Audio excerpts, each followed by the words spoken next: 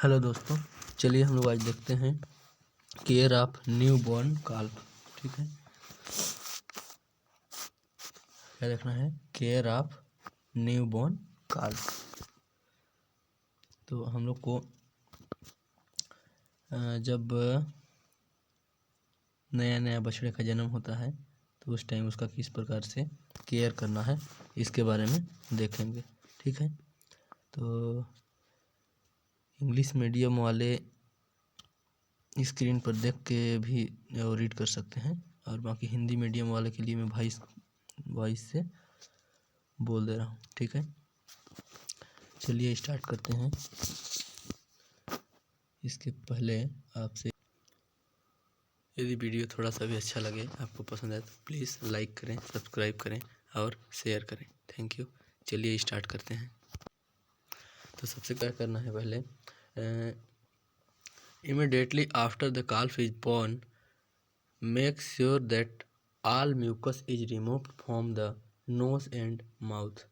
If the calf does not start to breathe, artificial respiration should be used by alternately compressing and relaxing the chest walls with the hands after laying the calf on its side. ठीक है, मतलब हमको क्या करना है, जैसे ही बछड़ा क्या होगा, पैदा होगा, उसके बाद आपको क्या करना है, सबसे पहले उसके मुंह को, नाक को, आँख है ना, उसका मुंह, आँख, नाक से क्या करना है, म्यूकस को हटाना है। म्यूकस समझते होंगे, जैसे ही न्यू बॉर्न होता है काल्फ का, तो उसमें एक चिपचिपा पदार्थ रहता है, एकदम पतला झिल्ली टाइप से। ठीक है, तो उसको क्या करना है, जल्दी से जल्दी, जैसे ही न्यू बॉर्न होगा उस टाइम क्या करना है, मुंह को, नाक को और आँख को क्या करना है, अच्छे से साफ करना है, म्यूकस को हटा देना है, जिससे क्या होगा, वह सांस ले सकेगा आसानी से। ठीक है, तथा उसे सांस लेने में किसी प्रकार की परेशानी नहीं होगी। ठीक है, कई बार काफ को सांस लेने में दिक्कत महसूस होता है, तो उसके चोट को, उसके चेस्ट को या सीने को कहना चाहिए, ठीक है, धीरे धीरे क्या करते हैं, दबाकर उसकी सहायता करते हैं सांस लेने में, या फिर उसे उसके पीछे वाले पैरों से उठाकर उसके सिर पर थप्पी मारते हैं। ठीक है, जिससे अगर उसके श्वास नाल में कोई म्यूकस रुकावट पैदा कर रहा हो तो वो क्या हो जाएगा, बाहर निकल सके। ठीक है, क्या करना है, अगर सांस लेने में कोई प्रॉब्लम हो रही है तो उसके क्या करना है, चेस्ट को धीरे धीरे दबाना है। अगर, या तो फिर आप क्या कर सकते हैं, पीछे वाले पैर को उठाकर उसके सिर को क्या कर सकते हैं, थपथपा सकते हैं, जिससे अगर उसके श्वास नाल में कोई म्यूकस कहीं पर अवरोध उत्पन्न कर रहा है सांस लेने में, तो क्या हो जाएगा, श्वास नाल से हट जाएगा, जिससे उसको सांस लेने में किसी प्रकार की प्रॉब्लम नहीं होगा। ठीक है, चलिए आगे देखते हैं। Apply tincture iodine to the navel at birth and dust with boric acid powder. If a long cord is attached to the navel, strip it off about 2 from the body before applying iodine. क्या करना है, जब काफ का क्या हो जाता है, काफ की नवल कॉर्ड, मतलब उसका जो ना नाभि में जो पाइप रहता है, कहना चाहिए नली, जो नाभि से छोटा सा पाइप रहता है, उसको क्या करना है, अपने को 2 इंच उसके शरीर से करीब 2 इंच की दूरी पर क्या करना है, एक साफ कैंची से क्या करना है, या फिर ब्लेड से काट देना है। काटने के बाद टिंचर आयोडीन उसमें लगा देंगे, या तो अगर टिंचर आयोडीन नहीं लगाएंगे तो हम लोग बोरिक एसिड पाउडर का भी यूज कर सकते हैं, बोरिक एसिड पाउडर का छिड़काव कर सकते हैं। ठीक है, नेक्स्ट देखते हैं।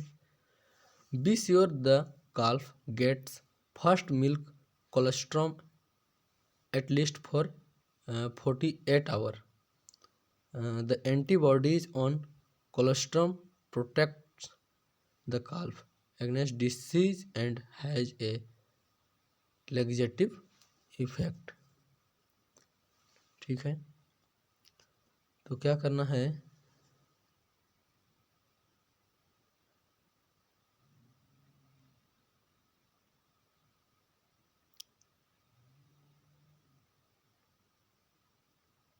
एक सेकेंड ना, इसके आगे ना आपको एक पॉइंट ऐड करना होगा। जैसे बच्चे के पूरे शरीर को जूट या फिर सूखे कपड़े से अच्छी तरह से रगड़ कर पोंछ देते हैं और इससे गाय के सामने लेटा देते हैं। इससे क्या करते हैं, अपना जो काल्फ है, जो बछड़ा है, उसको क्या करते हैं, गाय के सामने लेटा देते हैं, जिससे गाय इसे चाट सके, ताकि यह साफ हो सके।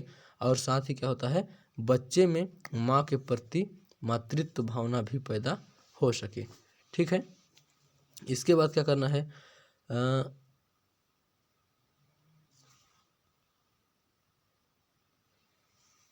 हाँ, इसके बाद क्या है, under most condition the calf will be on its feet and ready for sucking within an hour. Some assistance at this stage is useful. Much infection can be prevented if an attendant cleans and udder before the calf nurses.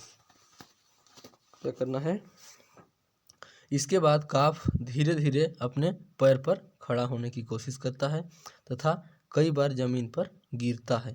करीब आधे से 1 घंटे के अंदर वह खड़ा होकर गाय के अडर के पास पहुंच जाता है या इसको ले जाया जाता है।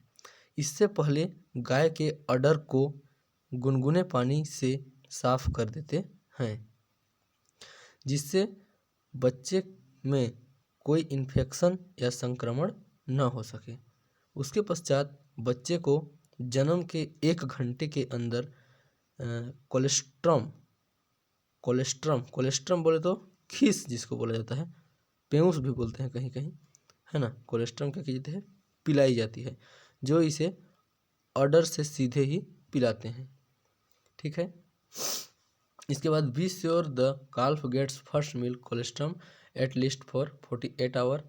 The antibody on colostrum protects the calf against disease and has a laxative effect। ठीक है, तो बहुत से लोग क्या करते हैं, कोलेस्ट्रम को गंदा दूध मानकर फेंक देते हैं और काल्फ को नहीं पिलाते हैं, जबकि कोलेस्ट्रम पिलाना बहुत ही ज़रूरी होता है, क्योंकि कोलेस्ट्रम बच्चे की रोगों से लड़ने में तब तक रक्षा करती है जब तक कि वह स्वयं की इम्यूनिटी विकसित नहीं कर लेता है।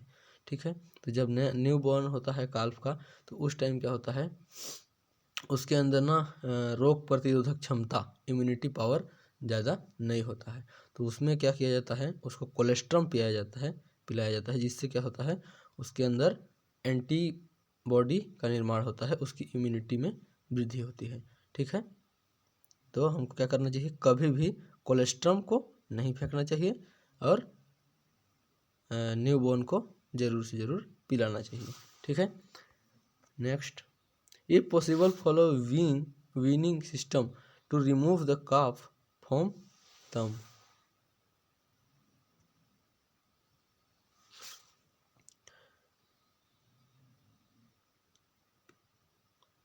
Take body weight of calf is possible. de-horn the calf at age of 3 to 7 days। मतलब क्या करना है अपने को, बॉडी वेट, उसका जो वेट करना, क्या करना है अपने को, चेक करते रहना है कि उनका जो वेट है वो बढ़ रहा है या नहीं है, जो अपना काल्फ है वो ग्रोथ कर रहा है या नहीं कर रहा है, सबका चेक करते रहना है। ठीक है, उसके बाद dehorn the calf at age of 3 to 7 days। मतलब 3 से 7 दिन में उसको क्या करना है, डी-हॉर्निंग भी करना है तो कर सकते हैं। ठीक है, हालांकि बच्चे को कोलेस्ट्रॉल दिन में 2 या 3 बार ही पिलाना चाहिए तथा इसकी मात्रा लगभग 2 से 2.5 मीटर प्रतिदिन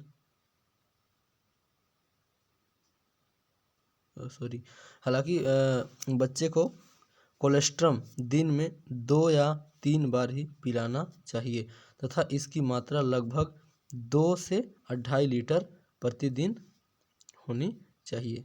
कितना? 2 से 2.5 लीटर हमको क्या करना है? कोलेस्ट्रम पिलाना है न्यूबॉर्न को।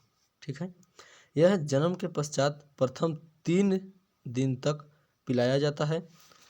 और कोलेस्ट्रम रोगों से लड़ने के अलावा खनिज, जैसे मान के चलिए कोष्ठक में बता देते हैं कि कॉपर हो गया, आयरन हो गया, मैग्नीशियम हो गया, मैग्नीज हो गया, आदि विटामिन आदि क्या है? खनिज पाए जाते हैं। और विटामिन आपका विटामिन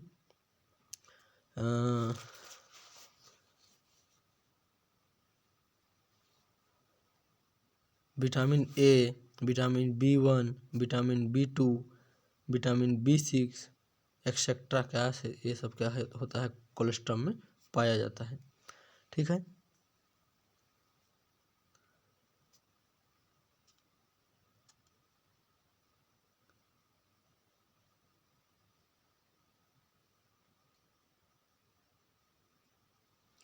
इसके बाद at the age of 3 months द calf should be vaccinated against anthrax and 15 days thereafter should be vaccinated against BQ।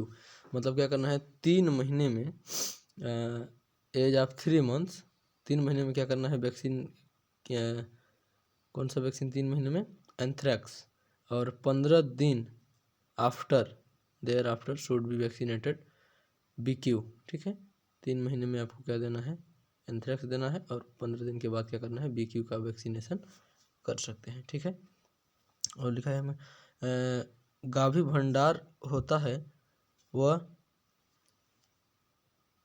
साथ ही यह शुरुआत की जो न्यू बॉर्न जो होता है उसका जो फर्स्ट गोबर होता है उसको क्या बोलता है? काफ का फर्स्ट गोबर को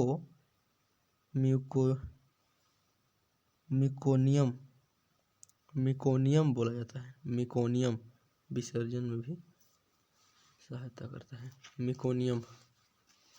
मिकोनियम। ठीक है। जब फर्स्ट टाइम काल्फ क्या करता है? गोबर करता है तो उसको क्या बोलते हैं? मिकोनियम। ठीक है।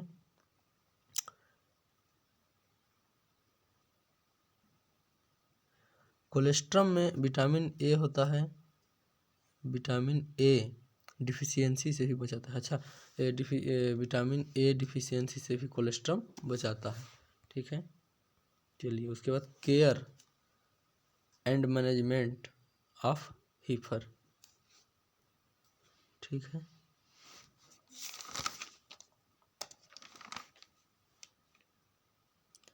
एक सेकेंड, हिंदी वाले के लिए ना इसी टॉपिक का कुछ और गड़बड़ नहीं हो गया कुछ? हिंदी वाले टॉपिक में ना थोड़ा सा और ऐड कर लीजिएगा। इंग्लिश का तो बस इतना ही है। हिंदी में और है क्या कि इसके पश्चात काफ का किसी प्रकार की शारीरिक व जन्मजात अनियमितता या असामान्यता, जैसे विकलांग वगैरह नहीं होते हैं, इस टाइप से है तो उसके लिए क्या करना है? निरीक्षण करना है। ठीक है। इसके लिए क्या करना है? काफ के शरीर में प्राकृतिक छिद्र ऑटोमेटिकली, मतलब नेचुरली उनके बॉडी में जो छिद्र होता है, जैसे एनस हो गया, नोज हो गया, आइस हो गया, माउथ हो गया, है ना, इस टाइप से, तो ये सब में किसी प्रकार सूजन, उभार के लिए तथा म्यूकस मेम्ब्रेन आदि का निरीक्षण करते हैं। ठीक है। म्यूकस मेम्ब्रेन का क्या कर सकते हैं? निरीक्षण करते हैं, जिससे हमको क्या होगा? पता चलेगा कि हमारा जो न्यू बॉर्न काल्फ है उसमें न्यू बॉर्न काल्फ है उसमें क्या है कि किसी प्रकार की नेचुरली प्रॉब्लम तो नहीं है। सबको क्या करेंगे? हम चेक करेंगे। ठीक है।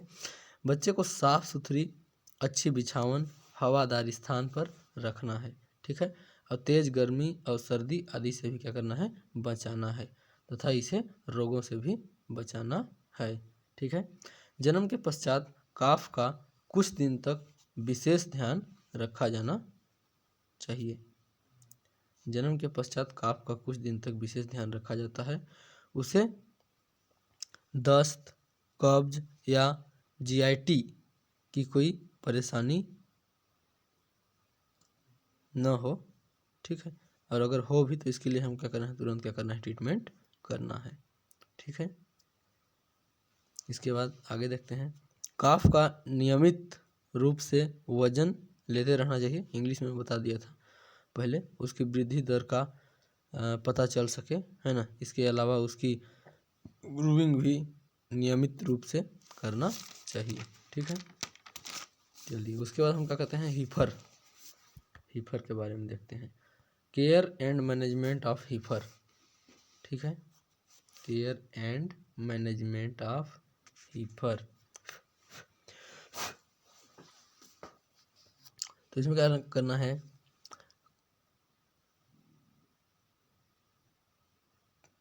काफ का बिना किसी भेदभाव के 6 माह की उम्र तक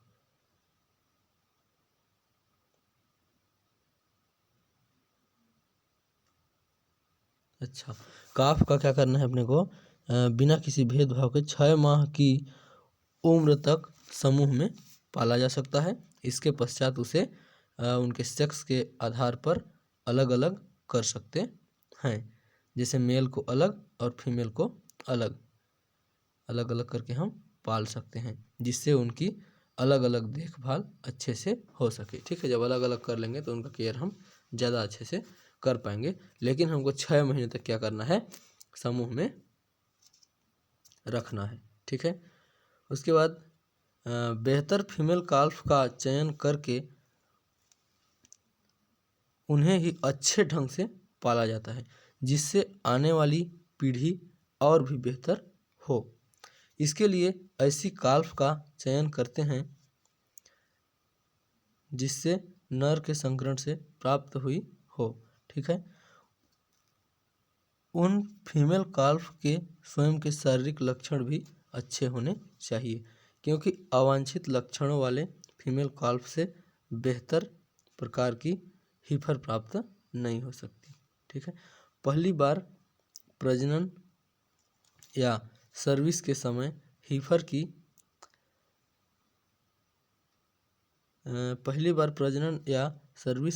हीफर की आयु औसतन कितना होना चाहिए, 33 से 40 महीने होने चाहिए। तथा वजन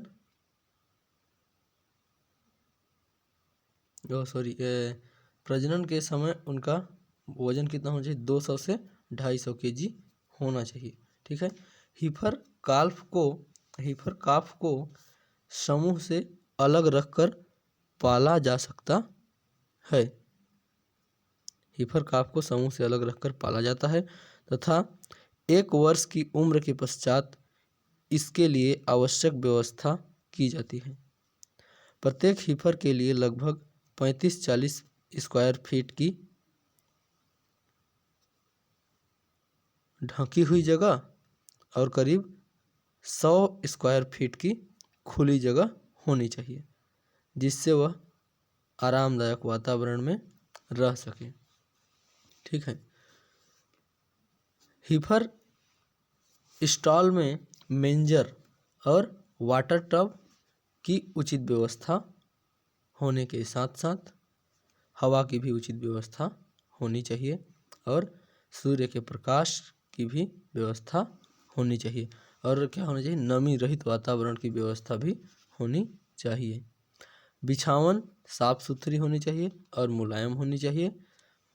आवश्यक भवन में अधिक भीड़ भाड़ नहीं होनी चाहिए। मतलब भवन में अनावश्यक रूप से क्या करना है, अधिक भीड़ भाड़ नहीं होनी चाहिए। हीफर के बेहतर मैनेजमेंट के लिए उन्हें आइडेंटिफिकेशन मार्क्स देने चाहिए तथा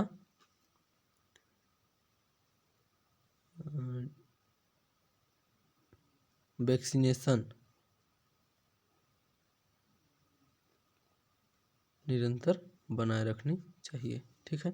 हीफर का खान पान एक महत्वपूर्ण प्रक्रिया है और यह संतुलित तथा उचित मात्रा में होनी चाहिए। दिन में 2 बार खाना प्रदान करना चाहिए और इसके बीच में करीब 8 से 10 घंटा का समय अंतराल होना चाहिए। अच्छी गुणवत्ता का हरा चारा, सूखा चारा तथा अधिक पोषक तत्व व ऊर्जा प्रदान करने के लिए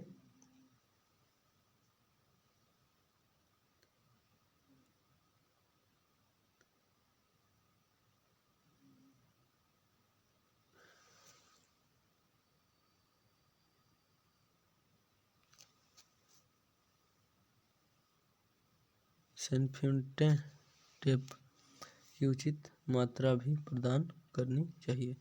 चलिए आगे इंग्लिश में मिलेगा ये वर्ड, क्लियर समझ आ नहीं रहा है।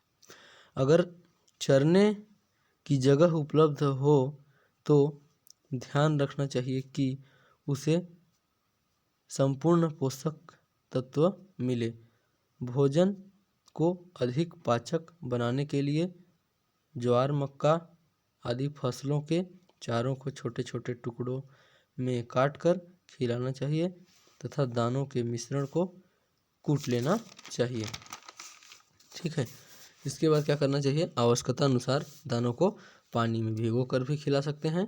ठीक है, पशुओं को उनकी शारीरिक आवश्यकता व वजन व उम्र के आधार पर खिलाया जाता है। जेबू कैटल को 2 से 2.5 kg ड्राई मैटर पर 100 kg बॉडी वेट और क्रॉस कैटल जो होगा, क्रॉस कैटल व बुफेलो को 2.5 से 3 kg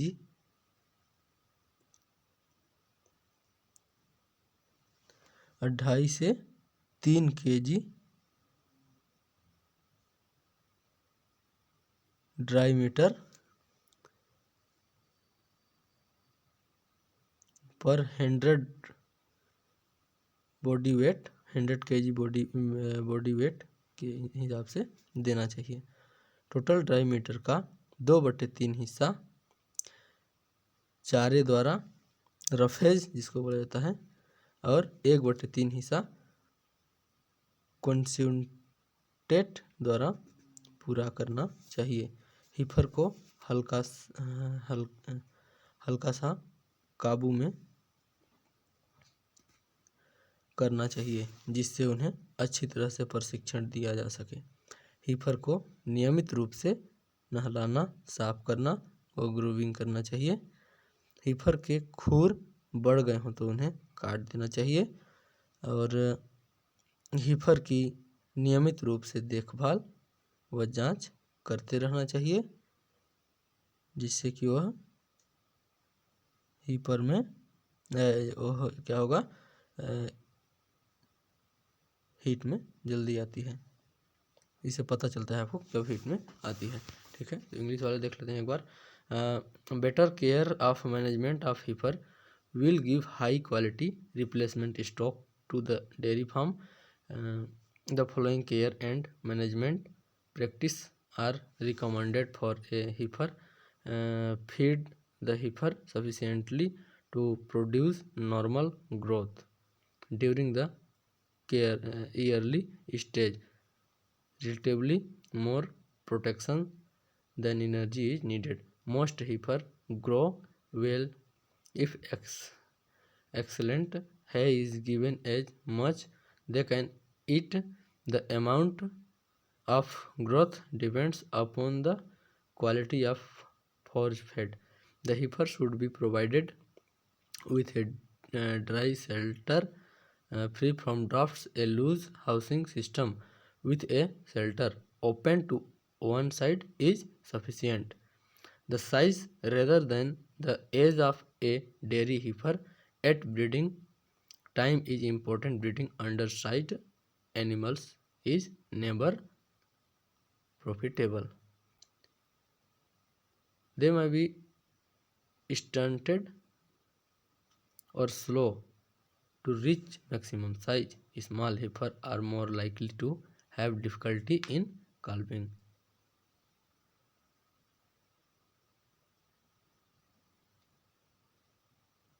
So the heifer that is bred to calve at an older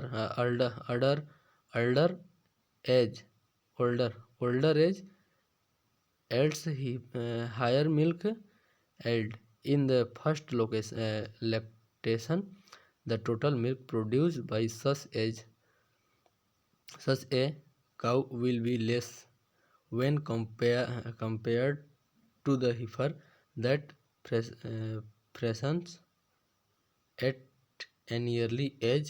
Usually, the heifer is bred to freshen at 24 to 30 months of age. They should be growing and in good place at calving time. This is necessary so that she can produce milk at the most profitable level. Place the heifer in a separate shed about 6 to 8 weeks before she is due to calve. ठीक है. Feed 2 to 3 kg of concentrate daily and all the forage she eats. Before calving, let the heifer becomes accustomed to handling and to the procedures used in the milking head. Always handle her gently and with kindness. Maintenance of health among heifer is very important for proper growth. The health among the heifer is maintained by hygienic housing, water balance, feeding and taking necessary preventive steps against common disease. Periodically, the heifers in the head should be checked for their proper growth and other progress. Animal lagging below the required standards should be removed from the head. For the heifer, the calving is first time and it may have difficulty in calving, so take extra care during calving. ठीक है. इस प्रकार हमारा क्या हो गया, care of heifer, care and management of heifer, और क्या हो गया, केयर ऑफ न्यूबॉर्न काल्फ कंप्लीट हो गया. ठीक है. तो वीडियो अच्छा लगा होगा तो प्लीज़ लाइक एंड सब्सक्राइब. ठीक है. चलिए मैं एक चीज़ और दिखा देता हूँ आपको. चलिए पिक्चर आपको दिख पा रहा होगा, मुझे लग रहा है नवजात बछड़े बछियों की देखभाल. ठीक है. तो क्या करना है, जन्म के तत्काल बाद बछड़े बछिया की नाक और उसका मुंह साफ करना चाहिए. नवजात बछड़े बछिया की छाती पर धीरे धीरे मालिश करें जिससे कि उसे सांस लेने में आसानी रहे. बछड़े बछिया के पूरे शरीर को अच्छी तरह से साफ करें. मुंह में 2 अंगुलियों डालें और उन्हें उसकी जीभ पर रखें. इससे बछड़े बछियों को दूध पीने में मदद मिलेगी. नाल को 2 इंच की दूरी पर धागे के साथ बांध दें. नाल को क्या करना है, 2 इंच की दूरी पर धागे के साथ बांध दें. बची हुई नाल को साफ कैंची से काटकर उस पर टिंचर आयोडीन लगाएं जिससे कि नाल के संक्रमण को रोका जा सके. ठीक है. जन्म के बाद आधा घंटे के भीतर नवजात पशु को खीस पिलाएं. जन्म के बाद कितने टाइम में, आधा घंटे के बाद या आधा घंटे के भीतर नवजात एनिमल्स को, नवजात जो काफ होगा उसको खीस पिलाएं. ठीक है. खीस मतलब पेऊस ना, पेऊस उसी को बोलते हैं और खीस भी बोला जाता है. खीस की मात्रा बच्चे के वजन के भाग के बराबर होनी चाहिए जिसे दिन में 3 से 4 बार बांटकर देना चाहिए. बछड़े बछिया के उचित विकास हेतु उन्हें 2 माह की उम्र तक पिलाना चाहिए. बछड़ा बछिया जैसे ही 1 महीने का हो जाए उसे कोमल घास और 100 ग्राम शिशु आहार प्रतिदिन देना चाहिए. ठीक है. Thanks for watching.